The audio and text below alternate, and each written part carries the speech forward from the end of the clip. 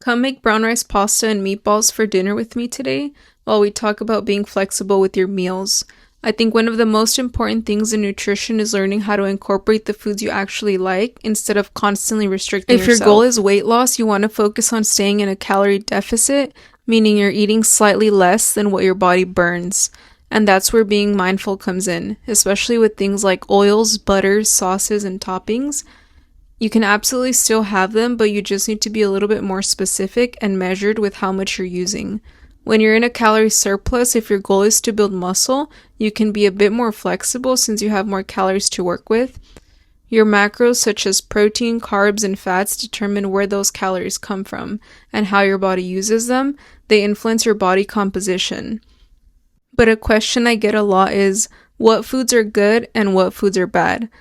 But I don't really like labeling food that way because I personally feel like it creates a negative relationship with eating. Most people I've touched this topic with almost seem terrified to talk about things like donuts, pizza, french fries, etc. However, I can tell you I personally lost 24 pounds while still sprinkling those things in here and there. Instead, I like to think of it as what foods should I have more of and what foods should I have less of. Foods you should have more of are your lean proteins, whole grains, veggies, and fruits, and the foods you should have less of are like your fried foods, sweets, or heavy sauces. You don't have to cut them out, just enjoy them in smaller portion, less often, and make sure that you're always tracking them. That way you're not restricting yourself, you're just finding the balance.